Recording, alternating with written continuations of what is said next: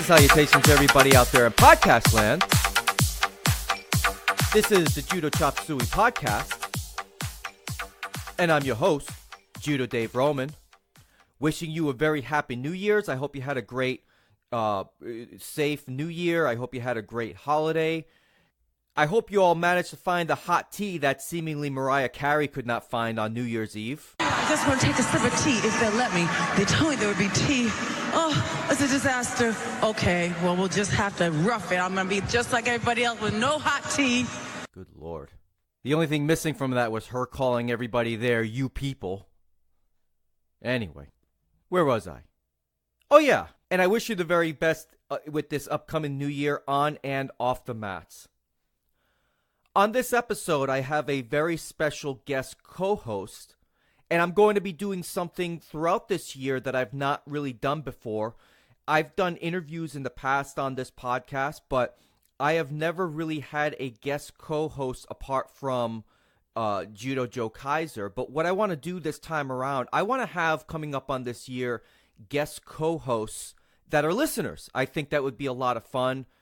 It doesn't have to be just listeners, but I definitely want to change the format every once in a while and have listeners come on, and instead of being interviewed, you guys can help me.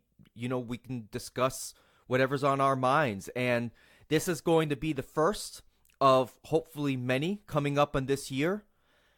My guest co-host for this episode is a Mr. Cody Stray. He is not only a listener, but he is the host of the Cody Jitsu podcast. It's a podcast that I've talked about and referenced several times on previous episodes, and I'm very excited to have him on. So, Cody, welcome to the Judo Suey podcast. Good evening, Cody. How you doing today?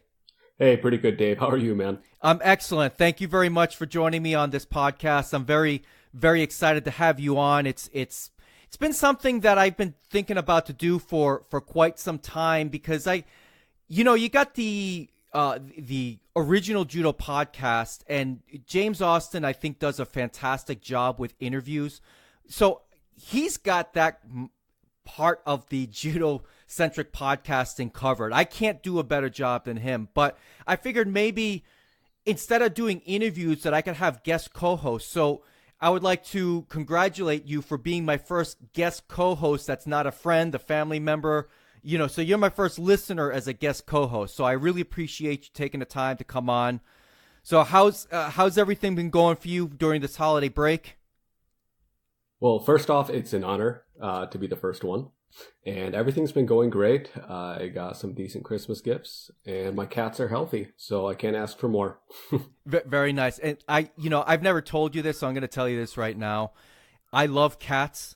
And I live vicariously through your photos and through anybody else's that have cats, because I cannot have cats. I've got a couple of my children are deathly allergic to cats, like almost literally, and I had to rehome the cats that I had. I had at one point I had 4 cats and had to find homes for each one of them. So I cannot have cats in my home, so I've seen pictures of your cat. I think they're awesome.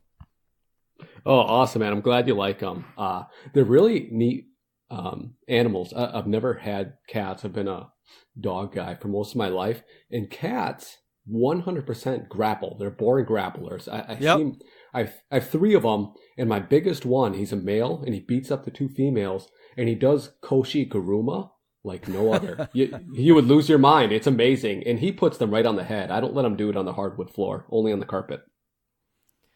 Oh, that's too much. That's too much. So for my listeners who tune into the Judo Suey podcast, you are also a podcaster. You are the host of the Cody Jitsu podcast. Tell me a little bit about what you do on that podcast and why you started that podcast and what your goals or what your reasons for doing that. Yeah, I'd love to. So I originally started it from Reddit. A lot of people would ask questions, like a lot of white belts, or like even like experienced people like blues, purples, and sometimes browns. And I noticed that they would ask about strength and conditioning, lifestyle stuff for just pure discussion, and then also takedowns. So I really wanted to contribute back to the community that I feel I'm a part of, which is on Reddit and the jiu-jitsu community. So I started a podcast originally just to answer some questions. It was kind of like a Q&A for strength and conditioning. And then my co-host Mac and we started to really, really enjoy it. And selfishly, and I say this without shame at all, selfishly, now I only do the podcast for me. I do guests that I want to have on. Sure. I talk about topics that I want to talk about because that way nothing feels forced ever. I'm able to just do it because I want to do it. I don't have to worry about covering a topic and then being like, oh, I sounded fake, I sounded dumb. No, I just do it right when I want to do it. Kind of like today. We worked out a day that we wanted to talk about judo and jiu-jitsu. Yeah. Yeah, and I think that's really cool. And it's funny that you talk about it that way because that's over the past year I've been doing this podcast. It's kind of morphed into that for myself. I talk about what I want to talk about, and there are some subjects that I wish I had more time to research and talk about, and I just don't. So I try and have a variety as much as I can. I end up talking about a lot of high level competition because that does interest me from a spectator standpoint. I wish I could get more into kata and more into the history of judo, and I will. It's just those subjects take a lot more time for me to prepare a podcast for. So I'm curious, as a fellow podcaster, do you find it a pretty easy process, or is it something more than you expected? Kind of both, to be honest. So when I originally started it, I was really confident that I could handle the technical aspects of setting it all up. I'm kind of a nerd, so that came really easy. There were some small hiccups, but overall it wasn't bad. The difficult part, kind of like what I was talking about before, was forcing conversations that I didn't want to have. Like, I can't tell you how many scrapped podcasts I have of either just me talking or me talking with just some local guests that I'm friends with anyways. And it just sounds so bad and so fake that I decided not even to put stuff out because I don't want to put out a bad product. Whatever I put out there, I want someone to listen to it and gain something.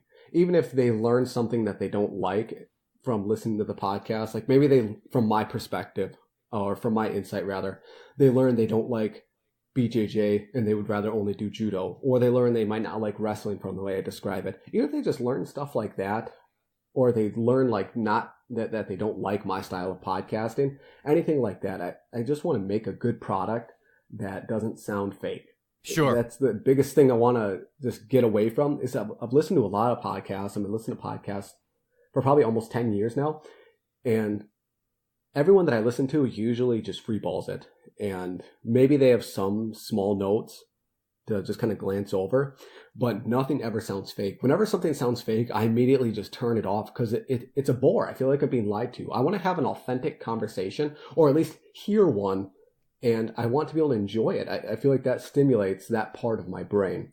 Whereas if it's a fake conversation, it just doesn't sound enjoyable, man. I can't get into it. Yeah, I hear what you're saying. When I do my episodes, I kind of envision I'm trying to make one of my good friends laugh, basically. And it's taken me a while to kind of get a feel for what I think works. I mean, I get pretty good reaction from people, yourself included. You tend to listen to the episodes that I put out there from time to time, but I hear what you're saying. I try and that's why I talk a lot about things going on in my life and things that interest me about judo, because when I start talking, even though I do a lot of preparation for the things I want to talk about, but at the end of the day, I don't read things verbatim. It is coming from the heart. So I definitely hear you there. So now moving on. I appreciate that. Yeah, because I do try, believe it or not, and I know my podcast's not for everybody. I've certainly seen a few of the negative reviews out there, but overwhelmingly it's been pretty positive, and I'm glad that people take something away from it, even if it's just a laugh. And I do have a few people who listen that don't even do judo at all, believe it or not, or jujitsu. They just they found it and they tune in. So I'm always appreciated. So I try and cover have a little something for everybody, even those who may not even train at all or never done it. Which is kind of interesting how that's worked out. Well, I see it like this, Dave. When you listen to a podcast, you're having a one-way conversation with somebody, but you're still having a conversation. Whether or not, if you want to admit that it's a conversation, you're conversing with that person. It's just that you're just listening. You're only receiving. There's no giving. And it's almost like you're building a relationship with that person. Like you and I, we've talked on Reddit. We're pals. Yeah. But at the same time, your voice is not unfamiliar because I've been listening to it for maybe like a year now. It's not an unfamiliar voice. I hear it. I'm like, yeah, there's Judo Dave Roman. Right. So I get what you know. Yeah, and that's the other thing too.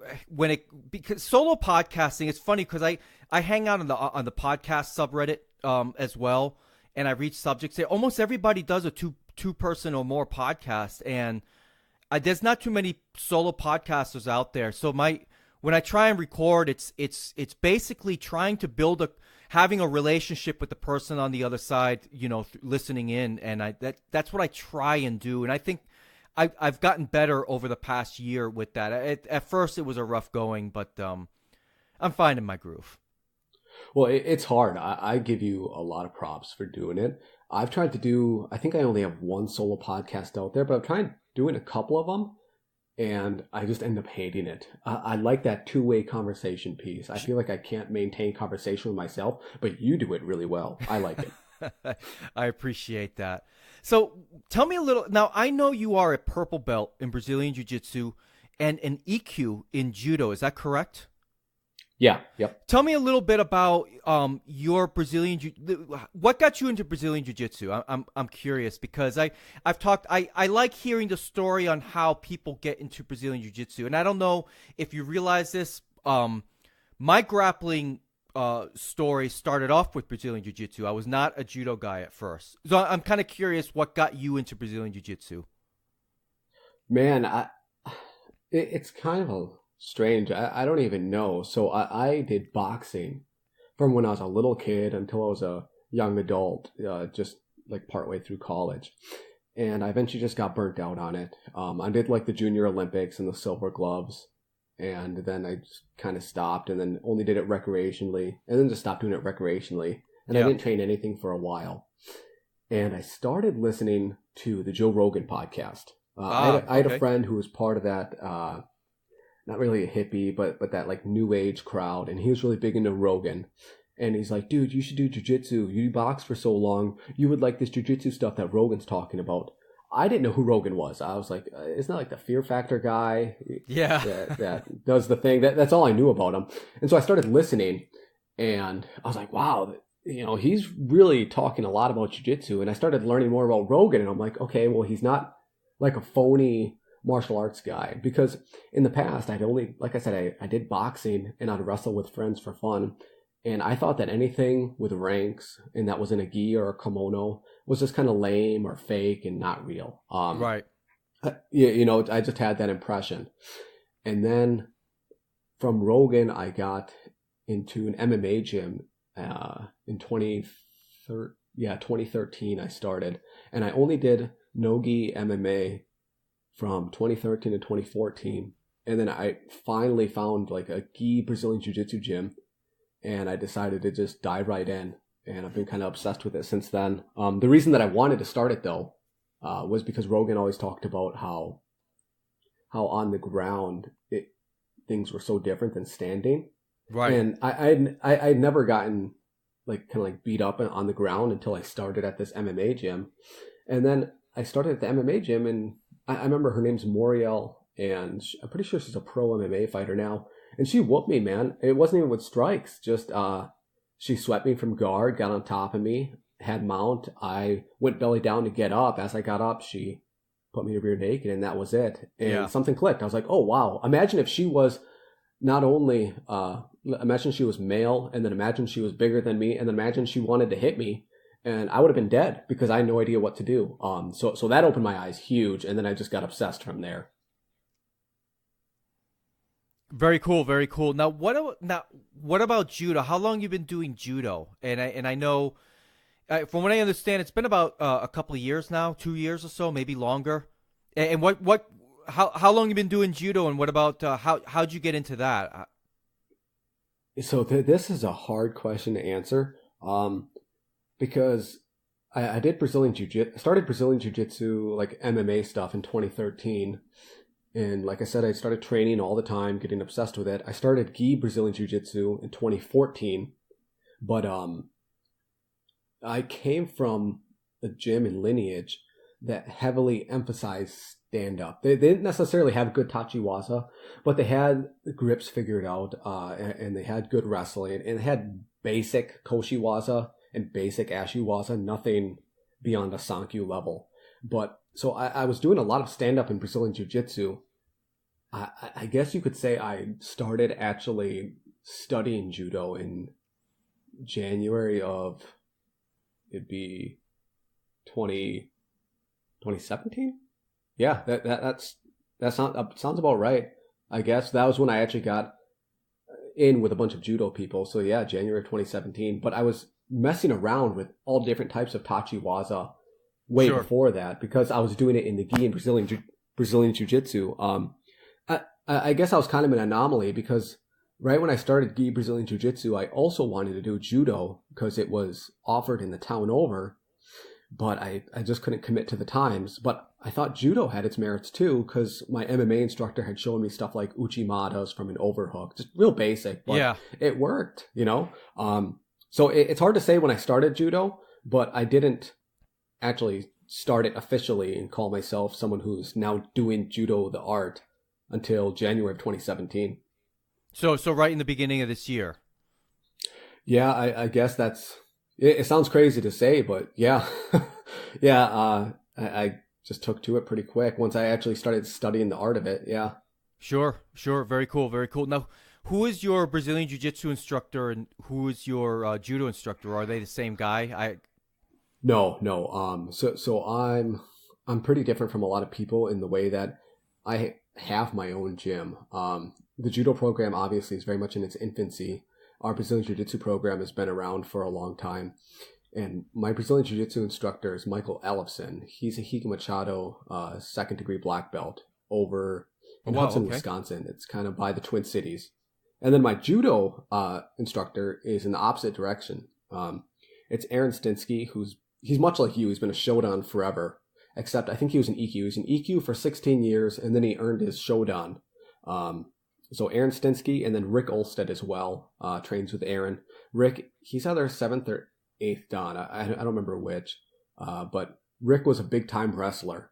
So he loves my way of looking at Judo in the way that I respect the rules, but at the same time, I don't train them. If I want to train the art of Judo, I want to train it with leg grabs. Not to say I'm sitting there shooting doubles and singles from way far across the room wrestler style, but if I'm trying to do an Uchimata and you're countering, I should be able to pick your ankle. That's my interpretation of a leg grab. It should still be Judo. So those are my Judo instructors, and they're over in Madison, Wisconsin, Edgerton to be exact. How far is that from where you live currently? I don't know the geography of Wisconsin very well, other than where it is on a map. Oh yeah.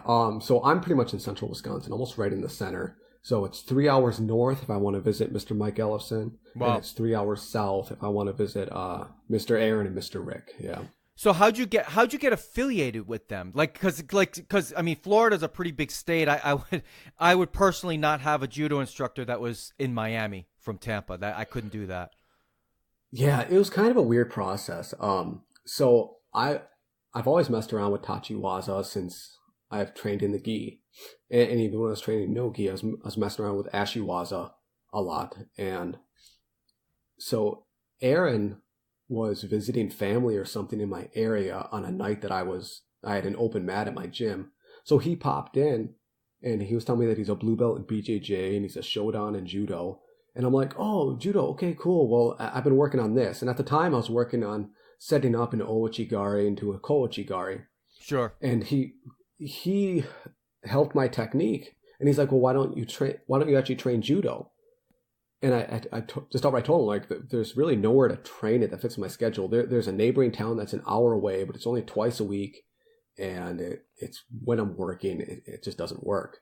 And he's like, okay, well, tell you what, if you come visit me, I'll come visit you. It's a 2.5, 3 hour drive. We'll just kind of do this every couple of months and just refresh it and send me videos and all of that. And then we'll get you going. So that's what we've been doing. And that was in the middle of 2016.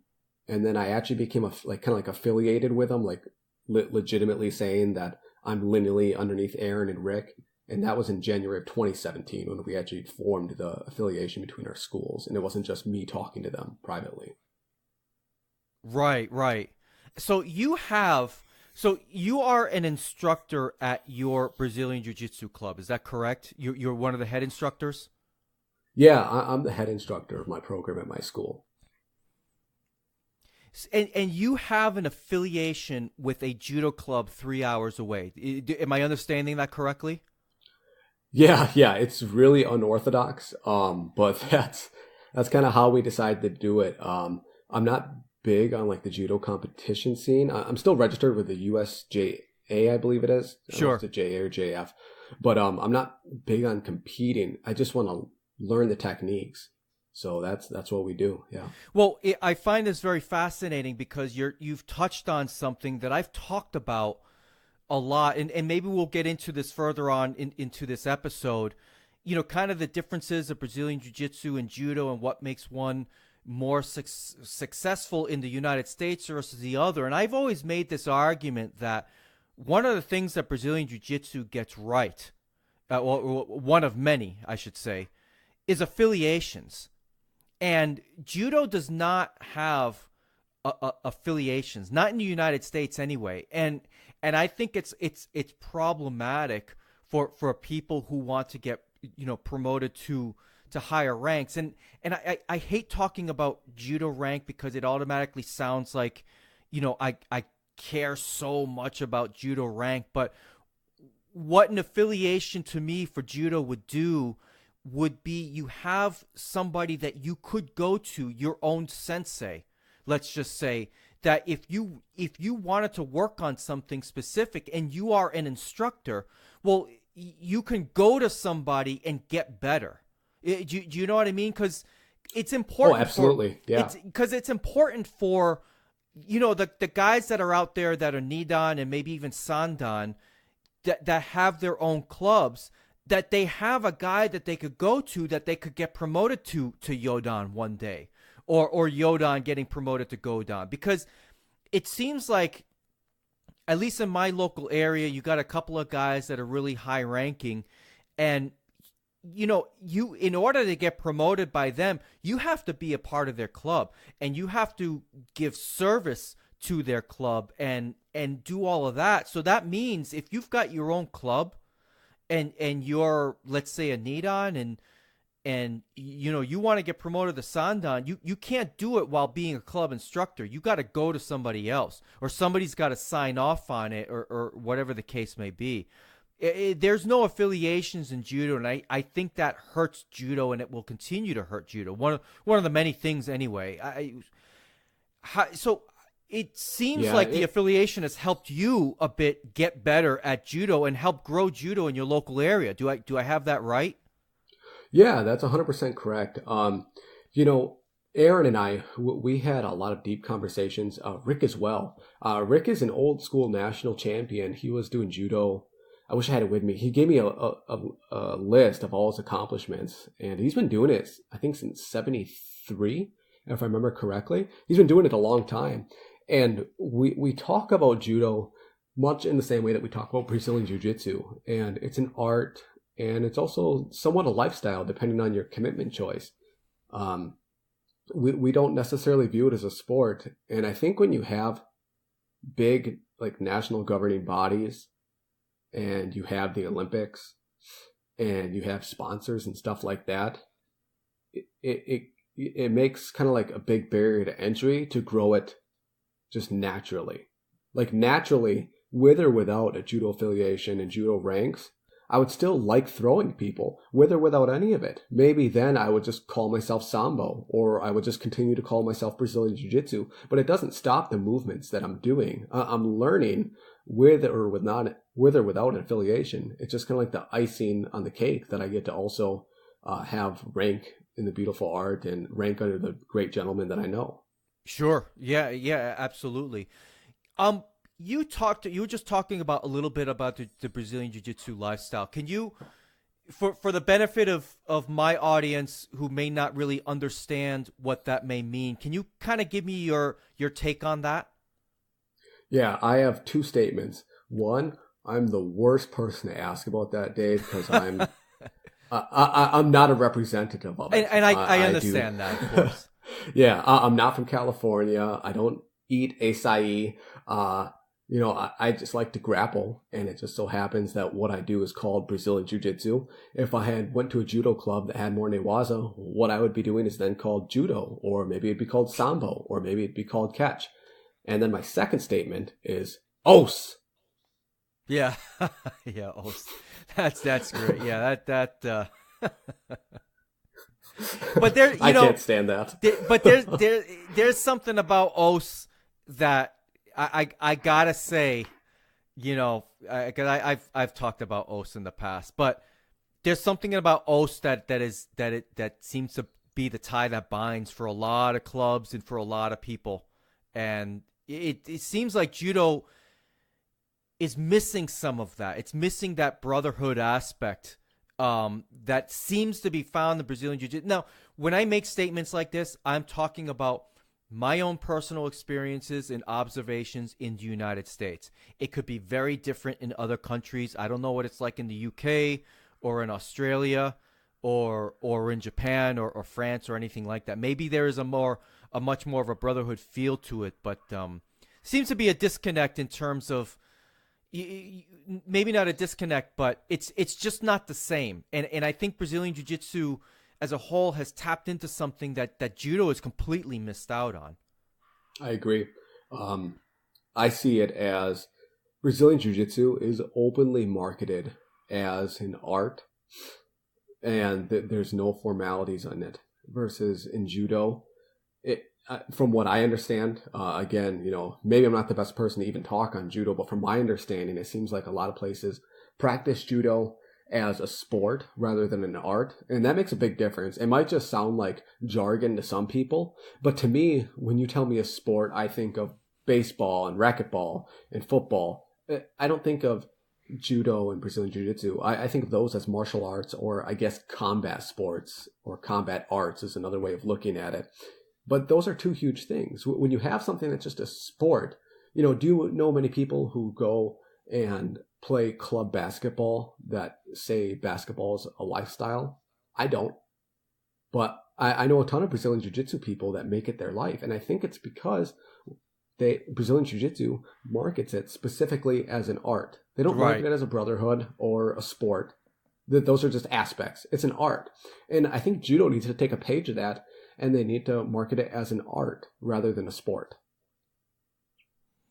Yeah, I'm with you on that. I just think because it's that the subject of judo's growth is one that I find very interesting. At least when in terms of the United States, and we got three different organizations. I've talked about this before. In my last episode, I talked about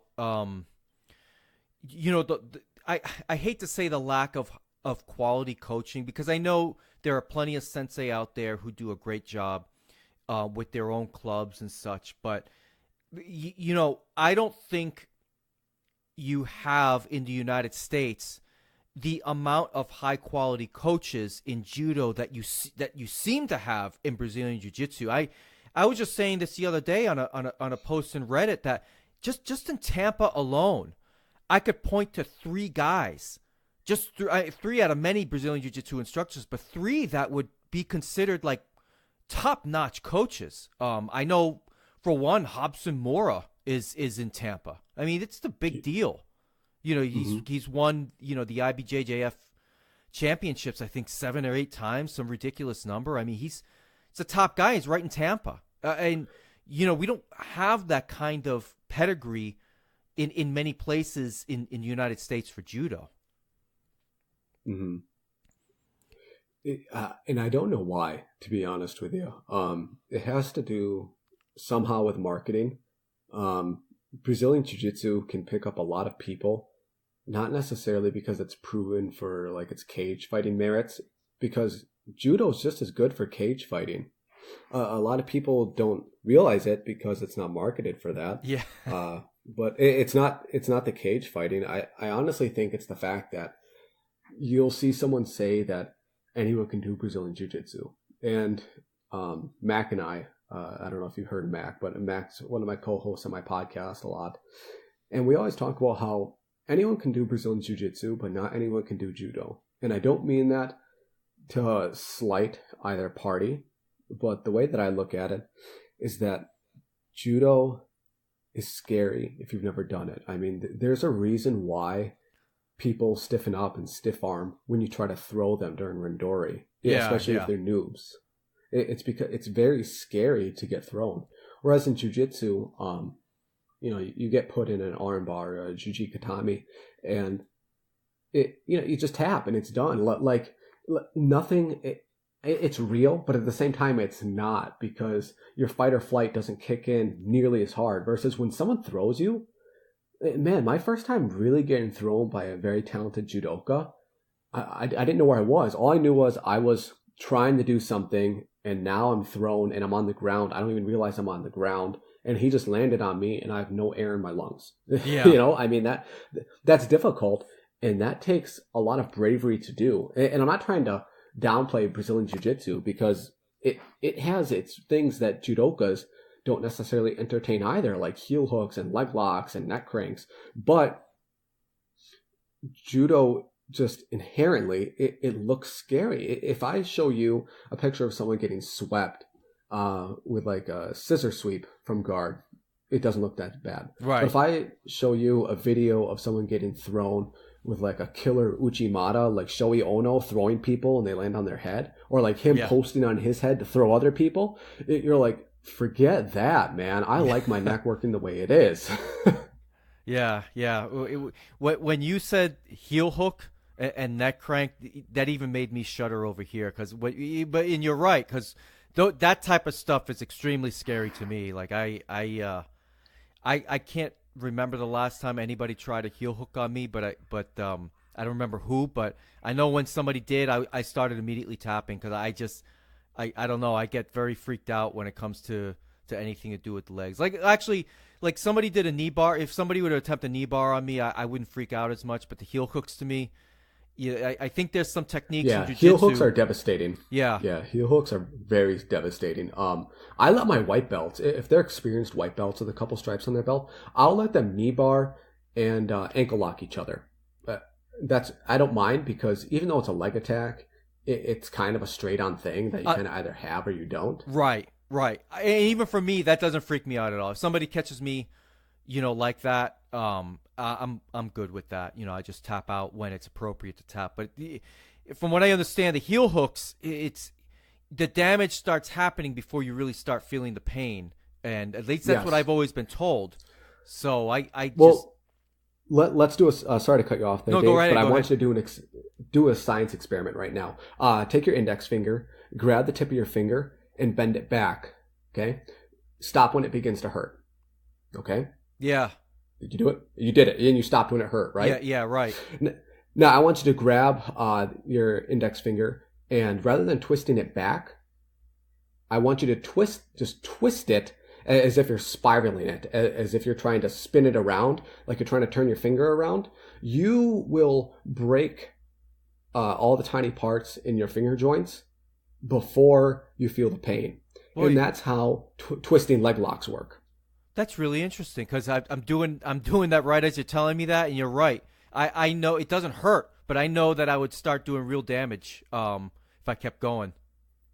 Yeah, that's how twisting leg locks work, and it's really unfortunate. I was in a tournament once, and I caught a guy in a toe hold, and he was a tough guy, man. He was a very tough gentleman, and he had very good jiu-jitsu. I just happened to be the better guy in that match. It was a double elimination, and he actually beat me in the first match, but then I won all my other ones, and he lost one, so we ended up getting matched up again, and this time I won, and I ended up breaking his ankle. Not in the way that, like, he has a sprained ankle, I felt his ankle break in my hands, and it made the sound of a Gatorade bottle popping. Man. And it's all it all comes from that concept that it's not like an armbar or Jujikatami where it's on and you feel it. It's got that twist in there, and a lot of times, if you got a little bit of adrenaline, it's going to break before you even know it's broken.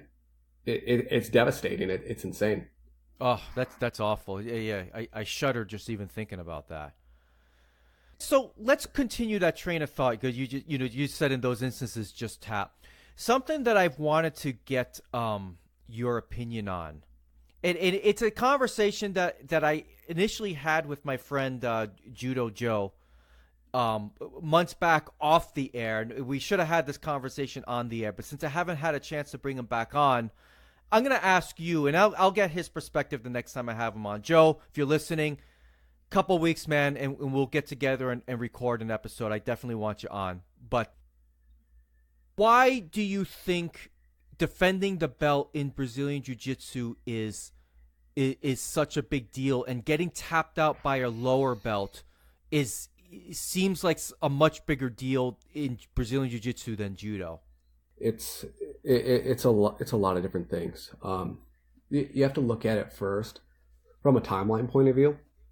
So should a white belt in Judo throw a black belt in Judo, even by like a random fluke? Should that fluke ever really happen? All things being equal. All things being equal, no, that shouldn't happen. Now you get an athletic 20-year-old who's just got extreme balance going against somebody like me who's trying to take it easy. And they catch me, that can happen. Yeah, it shouldn't. Mm-hmm. I mean, that's a rare thing, but no, all things being equal, that should not happen. Yeah. Until I change it, let's just assume that all things are equal here. Sure. Okay. So all things being equal, an orange belt probably still won't throw a Shodan. Okay. Right. Let's just face it, black belt is seen as like at least a high level of competency and somewhat mastery of the art by the Western society. So sure.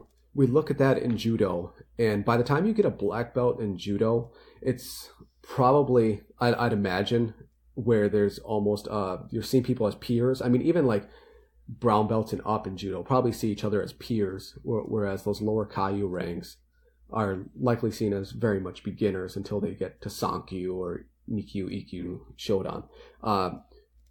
So Judo's timeline is a lot shorter to become a peer of a high level practitioner, versus if we flip the script and look at Jiu-Jitsu, again, all things being equal, if I'm a white belt and you're a black belt, okay, I could be a 2-year white belt and I'll probably still never touch you as a black belt, because as a black belt, you've been doing it for so long that might as well be like a Sandan or a Godan, I'd imagine, in Judo. Right. So there's a big discrepancy there, because in Judo it's easier to become a peer, versus in Brazilian Jiu-Jitsu it's much more difficult to become a peer. And let's be honest, you're going to let your peers throw you or submit you, and you'll feel more comfortable doing that. Okay, so that's kind of my point one, is that Jiu-Jitsu's timeline to earn that mastery rank, where you're a brown or a black belt, it's unbelievably long. So you see people defending stuff tooth and nail. That's my first point. Right. But my second point is that a blue belt should, again, all things being equal, should beat a white belt. Purple should beat the blue belt easily. There's a big gap there in Newaza skills. Right. And then brown and black should again defeat them. All things being equal, they should absolutely defeat them. Especially on the ground, because as you know from your Jiu-Jitsu experience and your Judo experience, when you're on the ground, it's so much easier to apply leverage. If someone is 300 pounds, I'm more likely to submit them on the ground than I am to ip on them during Rindori standing Tachiwaza. So that ground skill level and the ability to apply leverage is vastly different. I'm not saying that Jiu-Jitsu is better than Judo, but what I am saying is that Newaza ground techniques allow for more technical discrepancies versus standing techniques when you're comparing it in terms of ability to apply them. If someone is 6'10", I'm probably never going to be able to Uchimata them, Dave. I'm 5'8" on a good day. I cannot Uchimata that person. But if that 6'10" person is on the ground, I should be able to beat them every single time. To be honest with you, as long as I'm that much better than them, I should be able to beat them. I don't care if they're 6'10". If they are on their back and I get on top and I have them in side control or mount or back mount, I should be able to beat them every single time. So we're not really comparing apples to apples when we ask this stuff about defending the belt.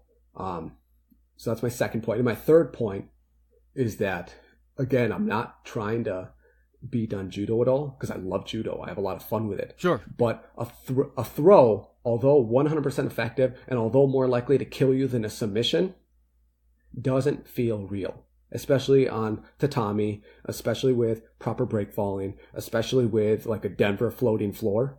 You don't even notice a throw. Even if it's a throw that would have killed you, because we're throwing in a way that we want to protect our partners and just get an ippon, it doesn't feel devastating in the same way that this person is behind me applying a rear naked choke. I can't breathe. I'm slowly going black. I need to tap or I will literally die. Yeah, right. It's more, I don't even like to say BJJ and judo. It's more just tachiwaza versus newaza, or standing versus ground, depending on who's listening to this.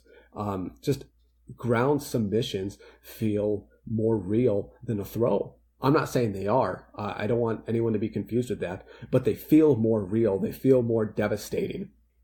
And all of those three things combined is why Brazilian Jiu-Jitsu practitioners defend the belt. But then again, it comes down to the person. See, whereas I'm with Mr. Mike Ellefson, and he's checked me before. He's told me, hey, Cody, you're too aggro. You're trying too hard to win. Focus less on scoring an armbar and more on letting the person out of the armbar and then seeing what you can do with that. And that has helped me grow not only as a jiu-jitsu practitioner and grappler, but also as a person, because it's taught me to just have some humility and just kind of like let go. I don't want to say erase the ego, because I don't necessarily stand behind that, but the idea that you do need to experiment and have some humility, and you don't always have to win. I'm an anomaly, Dave. I'm kind of in my own little like bubble versus everyone else. So I have a different perspective on Brazilian Jiu-Jitsu and Judo. For example, I have a blue belt who trains with me named Mike. Yeah. He did wrestling for a long time, and he did MMA for a long time. And he did some kind of like grappling karate. I don't remember what it was, but he had some kind of grappling from karate. So he had those three things going for him. And he is just athletically very gifted. He can do the splits, but he can also bench press probably 345. He's amazing. And he's not even a big person. And the first time that I ever rolled with Mike, he came into my gym on a no-gi night. And I could tell that he didn't really know Brazilian Jiu-Jitsu, but this guy knew how to grapple. And then at one point, I got too comfortable. The guy took my back. He couldn't quite finish the way he wanted to, so he switched to a bulldog choke. Do you know what that is? No, I'm Dave? not sure what that is. I've never heard of it. Okay, gosh, imagine a rear naked choke. Imagine I'm in turtle, and you have a rear naked choke on me, but instead of finishing with your hooks in, you take your hooks out and you run your hips into my ear, almost kind of like you're doing a clock choke from turtle, but instead you have a rear naked choke grip. Oh, wow. He caught me. Yeah. You don't see it a lot in Brazilian Jiu-Jitsu, but when you do see it, it works. Yeah. And he caught me in that. And here's this guy who has never done Brazilian Jiu-Jitsu. He's only done MMA. He's never trained in the gi. He doesn't even own a gi. And he's tapping me. You better believe I tapped out.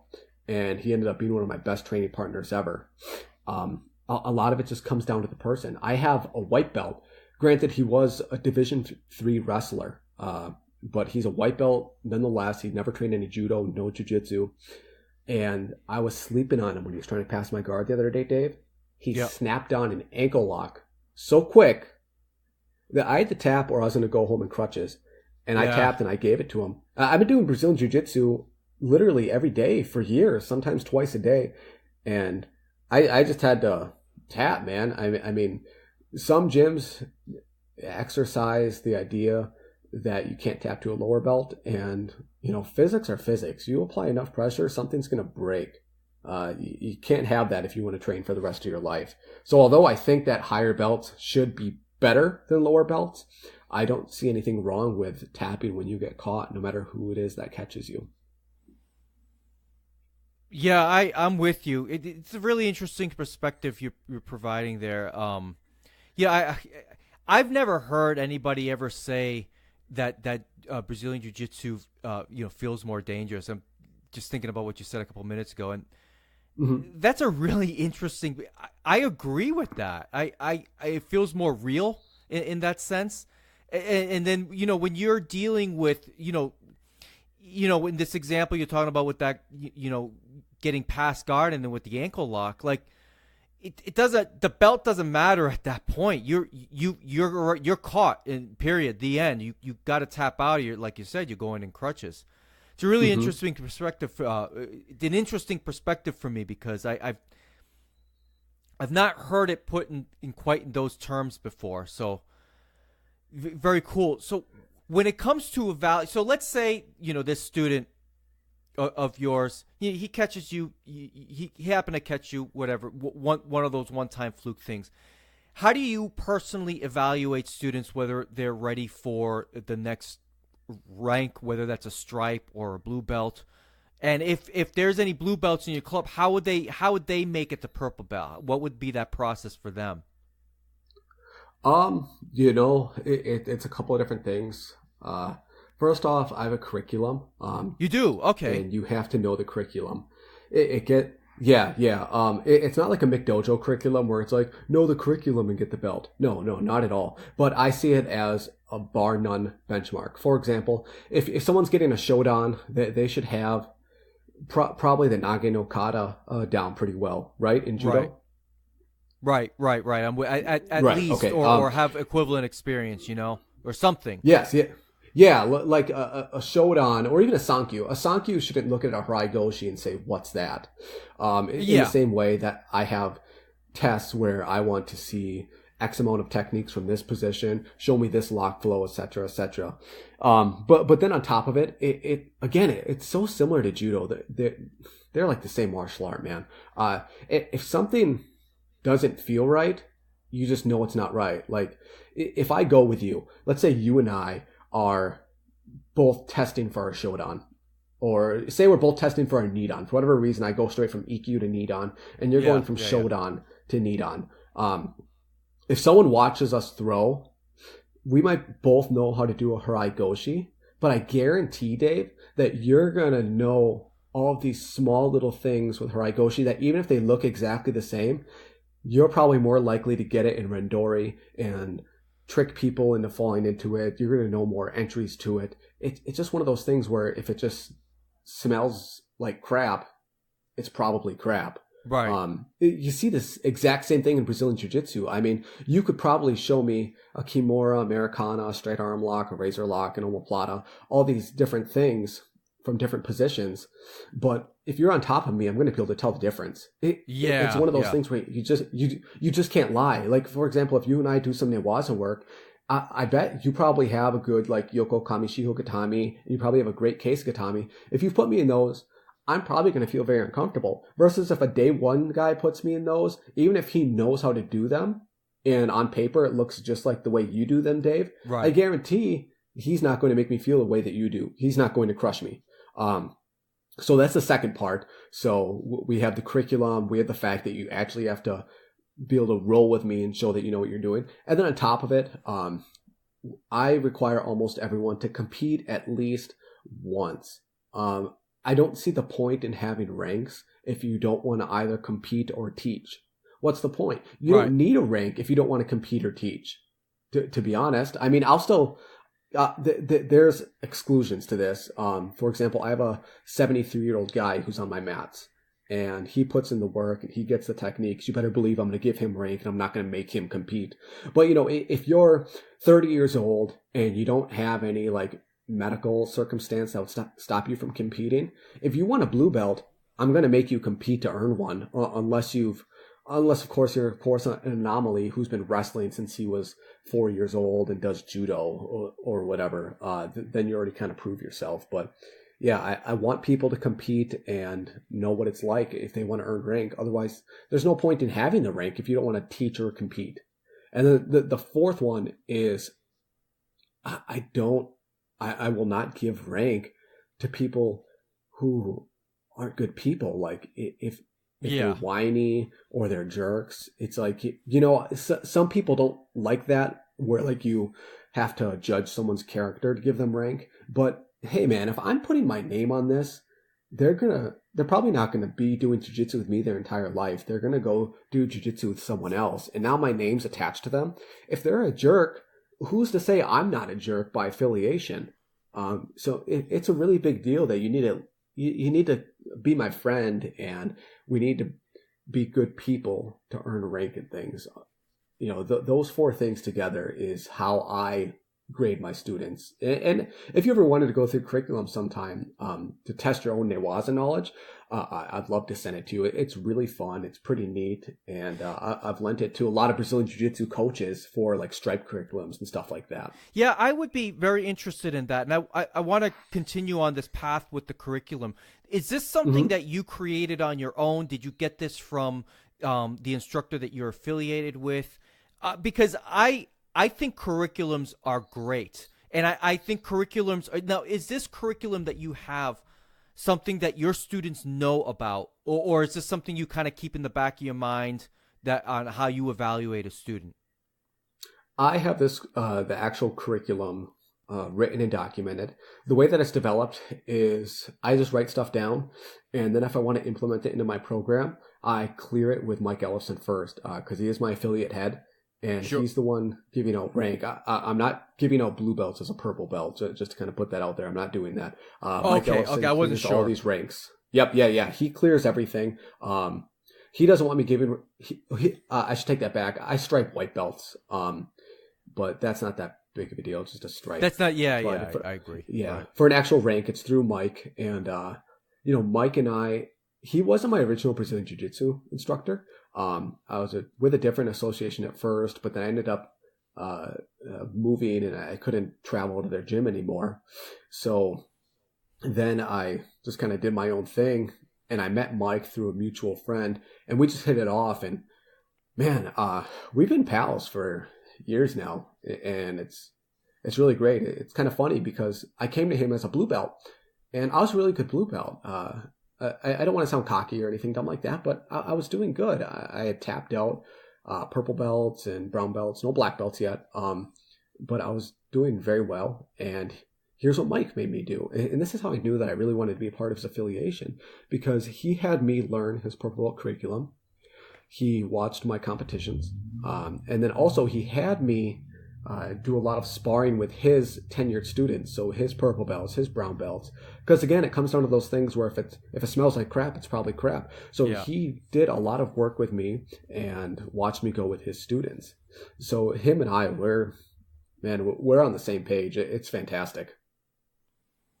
That's really cool, because I think most of the clubs, even with the club that I was at for the longest, I never really had a curriculum, and I think curriculums are important. And again, like you said before, not in the way that maybe Taekwondo does it, or other types of striking arts where you have to know this, and this. But I think for students and for instructors to have a curriculum, you have a path defined as to where your students need to be at a bare minimum. And I know that I know the judo organizations, they have recommended guidelines for rank and such, but to have a curriculum where, a curriculum for certain groups of people that maybe last the entire year. So if a new person comes into the club, well, they just pick up where everybody else is at the curriculum. I don't know if that's the best way to go about it, but maybe every student has their own individual curriculum, that's followed off of a template or something. But I think curriculums are great. I think that's a really, really cool thing that you're doing. I like to think of it kind of like a roadmap. I can give you a map, and I recommend you follow it if you want to get to your destination. But at the same time, you're the one who has to get behind the wheel and do it. You're the one who has to go fill up the gas. You're the one who has to drive on the terrain. You're the one who has to do it. The thing that I like about the curriculums too is that it creates a standard. And again, it's not in a McDojo-y way. I have white belts who have been white belts for years and have well over 400 classes. And they're still white belts because maybe they're not getting the competition results that we want. Or maybe they don't have a good enough guard and I want them to have a better guard. Or maybe I want their stand-up to be better. Whatever it is. I also like the curriculum because I want it to be just transparent. Like, for example, I had one gentleman, and he's a really nice guy, but he had tapped some smaller students who outranked him. And one day, someone came to me and said, "Hey, so-and-so says that you need to rank them up." And I said, "Really? Like, they feel like they deserve it?" And he's like, "Yeah, he's tapping so-and-so, and he feels like he's ready." And I honestly was fine with it. It's like, okay, well, let's get out the curriculum book and let's go through it and let's see where you're at. I mean, it sounds like you're effective, so let's just see what you know. Because I don't want you to just be good at doing one thing. I want you to represent the art and know a couple different things. No top game, no guard, no Koshiwaza, and no Ashiwaza. You kind of got to know it all. So I put the guy to the test, and he ended up passing in the long run, but in the short run, when I tested him, he failed. Yeah. Later on, he got it, and he did great. But he failed, but it was kind of a good learning moment because it was an opportunity for me to see exactly where he was, and it was also an opportunity to see his own shortcomings. He was a big guy. He had a great Kazuri Keisakatami, and he could tap a lot of people from there, and they couldn't get out. But he didn't understand guard at all. He couldn't read guard to save his life. So, for example, if someone just would continually transfer between Kami Shiho and Yoko Kami Shiho and Kazuri in there as well, he wouldn't be able to get up because he can only get up if he goes to his belly. So if you kept him pinned, or heaven forbid, you were a bigger person, he couldn't get up. And in my opinion, that's not what grappling is about. That's definitely not what Brazilian Jiu-Jitsu is about. So yeah, that's why I really like having just a benchmark standardized curriculum. It makes it transparent for everyone. So if anyone ever complains, let's even the playing field. Let's just look at it together and see if I'm wrong, because I'm only human. And even if I try to make myself out to be this demigod Brazilian Jiu-Jitsu instructor, I'm super fallible to mistakes. And recently I had to rank up someone, put a couple stripes on their white belt, because I didn't rank them. I didn't realize this, but they only come once a week. Sometimes I'm not there on the nights that they're there. Yeah. And they had gone, I think, like almost an entire year without getting any stripes on their white belt.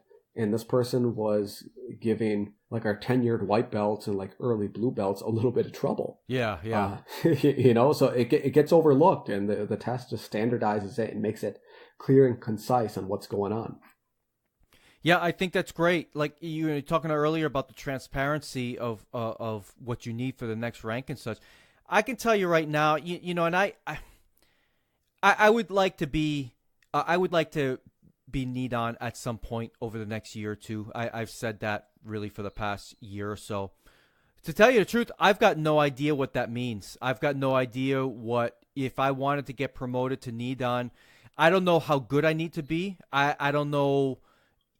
At my age, actually, I've been working out in the gym over the past several months in preparation because I do want to do a couple of competitions, just local type stuff. But I feel I feel like I need to be in better shape in order to do. I need to be as strong as I can be, and I mean I can't. I mean I would be competing at 66 kilos, but I have to do masters because 20-year-olds at that weight division, they're just too fast. I can't keep up anymore. I'm a slow guy, but I don't know, if I need to compete for a Nidan. I don't know if I need to. I don't know what I need to do if I were to get promoted to Nidan. Got no idea. I don't know if if I got to do certain kata. I know there's recommendations from the national governing body, but that's USA Judo with my club, and Okay. there's a couple other governing bodies. So it's kind of like, well, gosh, what, without that transparency, without it being really defined, I've got no idea. It's really up to the whim of whatever somebody feels like it, which, again, I'm not getting hung up on rank. I'm just putting that out there. But Yeah. Well, you almost shouldn't a little bit, because you plan on spreading and teaching the art.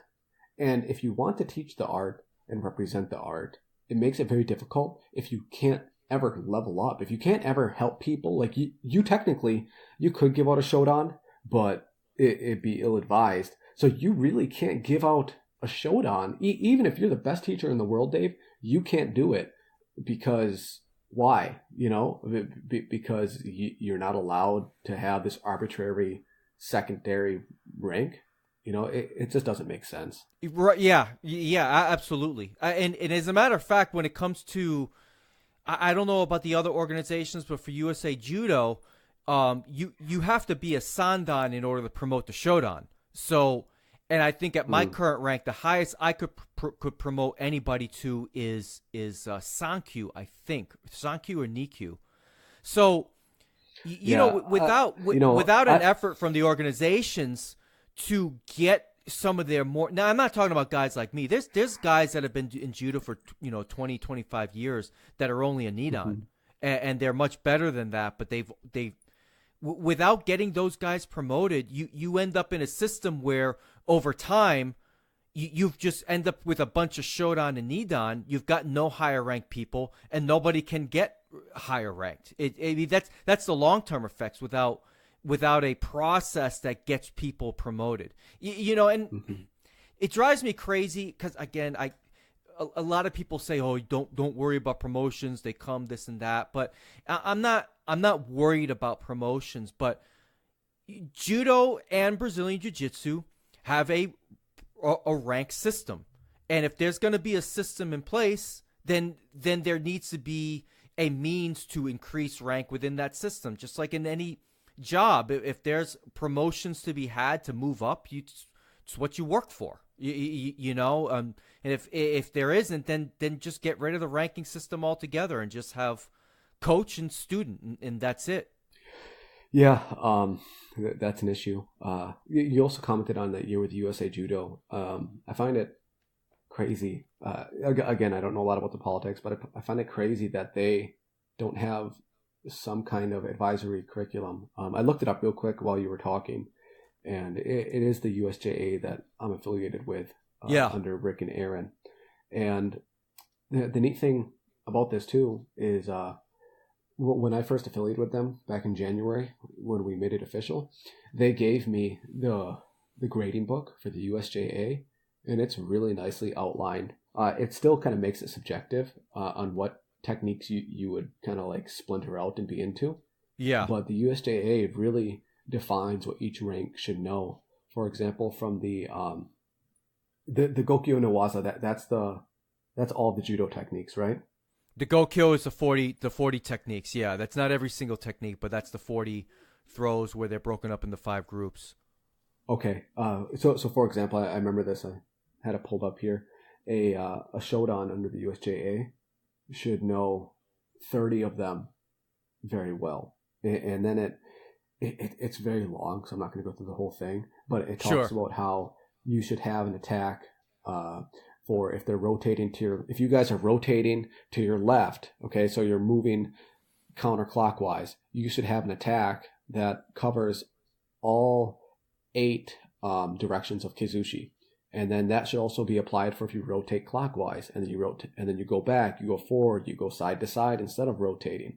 It's really, really in depth, right? And it's very objective, And then again, you have that built-in BS meter as well, where if you get thrown by someone, you can tell if someone's just taking the fall or how good they really are. Sure, yeah. Absolutely. Yeah, the USA Judo, they don't have anything on their site, but they delegate that stuff to the states at the state level. So I know, Florida Judo Incorporated, they have a promotion, an outline. so to say. But really, a lot of the instructors don't follow that outline. They kind of do their own thing, it seems, anyway. But yeah, it's just crazy to think that you don't have a goal. I mean, you have a goal, but you don't have an outline on how to get better. To me, from learning anything, that seems crazy. Look, we need a path for, especially the Sandan out there. What's their path to get to Yodan? Yodan's an important rank to me. That you gotta increase the number of 4th degree black belts in the United States. Because there's not a whole lot. A lot of people end up quitting at Shodan, and sometimes they make it to Nidan, and that's about as far as they go. And I just think we need, if there's a system there, it needs to be used. So I want to talk about an email I received, and I mentioned this earlier I mentioned this in my last episode, talking about an email. Actually, it was a voicemail that I received from Christian, who's been a longtime listener. I interviewed him earlier in the year. He brought up this idea of Newaza only tournaments in judo. Now, when I say Newaza only tournaments, what do you envision, Cody? What do you think that would look like? I honestly think it would look like a Sambo tournament. Like a Sambo, in what way? Because I've never really watched a Sambo tournament. I thought they started standing up. Yeah, my apologies there. One, any grappling, I heard you say standing up, any grappling tournament, whether it's jiu-jitsu or Sambo or judo, should start standing. That's where combat begins. And Sambo, the way they do it is it's similar to judo, except they allow more Newaza, and they don't give so many points for the ground, but they don't restrict what you can do on the ground. Essentially, the way it is that you get, now I can be wrong, I'm not a Sambo expert, but from what I've seen, it looks like you get 3 scores for throws. You can either get a low takedown, which would be like a double leg, a single leg, or like a bad throw. And then you can get a high throw. This would be something that maybe is close to an Ippon, but it's not quite there. And then you can also get an Ippon in judo, in Sambo, but it's called something else. I was talking with Vlad Kulikov about it. He said something Russian and he lost me. But I haven't listened to that yet. I will listen to that episode. I haven't listened to it yet. It looks very interesting.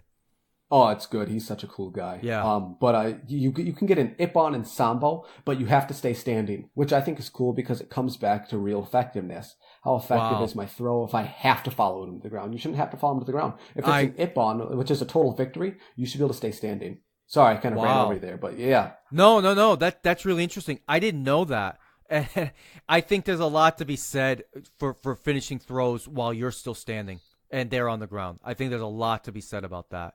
I mean, in terms of, that's a superior demonstration of technique when you can do that, and not roll through and stuff. I know judo, competition judo is very different, but that's interesting. I didn't know that about Sambo. I can't wait to listen to that episode. It's neat. There's also osekomi too. Just to add that there in is. You can't win by osekomi. You cannot get an Ippon by osekomi, but you can use it to rack up points. Yeah, so Christian sent me a document in a video that outlines some of the Newaza only judo tournaments that he's interested in competing in. And guys, I'm not ripping on anybody that does the tournaments. I'm not ripping on anybody that runs the tournaments. I don't, if that's your thing, hey, go right ahead and do it. I just want to share an opinion. I don't know what the advantage is to having a judo Newaza only tournament. So in Christian's document, from what I read, you start off on the ground. You basically, okay, yeah, you get to the middle and you're on your knees. You get to, so what did it say here? Fighters will bow in a standing position to enter the mat area. Fighters move toward the center of the fighting area and kneel down from a 2-meter distance. The fighters will bow, and then they'll move up to a 1-knee-high kneeling stance at 1 meter distance, and then the fighter in white is at the right side of the referee. So when the ref calls hajime, essentially you're on one knee and you're crawling toward. I mean, that's what Brazilian Jiu-Jitsu is going to be in 5 years. You know that, right? I am so they get to each other, right? And then apparent so with Ippon, in Ippon they have a point scoring system, and Ippon is 20 points. So if you get a choke or an arm bar, that's 20 points. If you hold an osai komi for 10 seconds, you get 7 points. But I don't know if the osai, because this is the thing that the document didn't answer, whether the osai komi accumulates. So if you get an osai komi for 7 points, and then they break you up, they stop, or you pass or somebody sweeps you, let's say, but then you get that osai komi back, and they sweep you again, and you get it back for another 10 seconds. Well, that's 21 points. So does that mean that you win that match? First one at 20 points wins. Yeah, so it would seem that you could theoretically get a pawn after holding your opponent down on 3 separate occasions for 10 seconds on each occasion. So it seems. You get a Wazari for 2 points if you pass. You get 2 points for passing the guard, and let's see, Osai Komi to 3 to 19 seconds.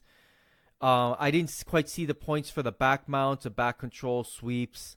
It's 2 points. 2 points. Yeah, so it's all 2 points. So you could, I guess you could sweep, take the back, go osai komi. You could get, I suppose you could accumulate a amount of points for doing various things on the ground. But here's the thing, to me, is I don't understand what the advantage is here. I could appreciate this a lot more if they had you start off standing, and any throws that you do, they just don't count for a score at all. It's just you use throws for a tactical advantage. To me, no, I think that would be a lot more interesting. No, because then you just have people only doing things that can score them points. So therefore, people would completely neglect tachiwaza because it doesn't score them points. So throws, judo, if let's just say judo hypothetically followed this rule set, tachiwaza would become non-existent. No one would care because it doesn't earn you points and you can't win from it. That's the problem with it. So you could never say throw and it's not worth anything. That's the problem with, I'm going to go off here a little bit, but that's the problem with submission-only tournaments. They don't value positions in submission-only tournaments or matches, rather. They only value the submission. So what you'll see is you'll see people allow their opponent to mount them so that they can pop into a leg lock and heel hook them. Which Interesting. Also doesn't sound... Yeah. See, that's an angle I never thought of before. Yeah, the meta changes drastically when you restructure everything according to points. That's why I really like Sambo with the high throw, low throw, the Ippon style throw where you have to stay standing. But then you also have the Osei Komi, and then obviously you can win by submission. But to build on this Newaza tournament, they don't allow any kind of leg locks at all, which I understand judo doesn't have leg locks, but if you're going to engage on the ground and you want to say that like there's an advanced division, you need to have leg locks. It's a big part of the body. I don't agree with that at all. I think the bigger part too is that if you read these rules, maybe you can post it for your listeners somewhere, but if you read through these rules as a Brazilian Jiu-Jitsu guy, what these rules end up becoming, minus one detail, is a white belt competition. In the white belt competition in Brazilian Jiu-Jitsu, you get points for a takedown, you get points for your position, and you can only attack the waist up, and you can't neck crank or spine lock. Right. These rules are a white belt Brazilian Jiu-Jitsu competition, minus one detail that I think is amazingly fascinating. And do you know what that detail is, Dave? What's that? Getting points for escaping. And I'll tell you why. In Brazilian Jiu-Jitsu, Dave, you can pass my guard in a competition, and I'll know that I'm down 3 points, or 2 points if it's no gi, 3 points in the gi. and I'm down those points. But I'm not going to really try to escape because there's no Kobe points, and there's also no incentive for me to get up. When you add in me getting points for getting up and escaping, not only does it give me an incentive to get out to try and narrow that gap from you passing my guard and scoring points for it, but it also makes the sport resemble the martial art, because you are now emphasizing not sitting there Elio Gracie style and trying to tire out your opponent. No. Because in real life, they hit your head until you die and then you're dead. Yeah. You're now emphasizing in an escape. And martial arts are about escapes and regaining a dominant position. This would be under a Wazari in its stipulation number 5, where it says Uke escapes out of bounds or stands up from Shime Kensatsu Waza. So I interpreted that as getting points for escaping. Maybe I'm wrong, but I hope I'm not, because I think Brazilian Jiu-Jitsu, Sambo, and Judo should take a book out of American wrestling and give people points for escaping. It doesn't have to be a lot, because you don't want people baiting positions that are good at escaping. But it should be enough to incentivize you to get up and get out. And it keeps it real. Because guess what, Dave? If you get mount on me or you get side control on me and I can't get out, in the sport, you get osekomi. In real life, you hit me until you decide to stop. Right. And that's the one part I really liked about these rules. Yeah, that's an interesting point that I didn't really consider, because you're really looking at this from a different angle, and I appreciate your viewpoint on it. I guess my only thing is I appreciate that they are trying to do something different, and this is not. These are more localized tournaments. I don't think there is going to be some kind of a national movement to have Newaza only tournaments. Certainly the IJF would not ever do such a thing. At least I don't think. You never know with them, but I can't ever envisioning anything like this happening. But I guess I was taken a little bit aback by the starting off on the knees. That one just I don't like that one bit, because even Brazilian Jiu-Jitsu starts on your feet, you know. Yeah, and that's an art based on ground submissions, and they still start standing. They still start standing. Right. Another thing I didn't like on this. Yeah, go ahead. One more thing though, Dave. In this rule book, I don't know why this would be allowed, but it says that you are allowed to jump into full guard. That is a good. Have you ever seen someone jump closed guard on a standing opponent, Dave? I have. It can be. You could probably injure somebody that way. I've only had somebody do it to me once. Usually I've seen people pull guard, but not, jumping guard is been rare for me anyway. Yeah, this tournament allows jumping guard. I don't know if they mistook it for pulling guard, but if you jump guard, like jump closed guard on a standing opponent, there's a good chance that your lower body attaches to them with your bottom legs wrapping around. But your upper body, if you don't do it correctly, your upper body swings like a pendulum into their knees. Yeah. I've seen a lot of people have torn ACLs from someone pendulating their body into someone's knee. Not meaning to, they just want to jump guard. But I think jumping guard should be something reserved for brown and black belts in Brazilian Jiu-Jitsu, or a very advanced model for the judo crowd. Sure. Yeah, no, I completely agree.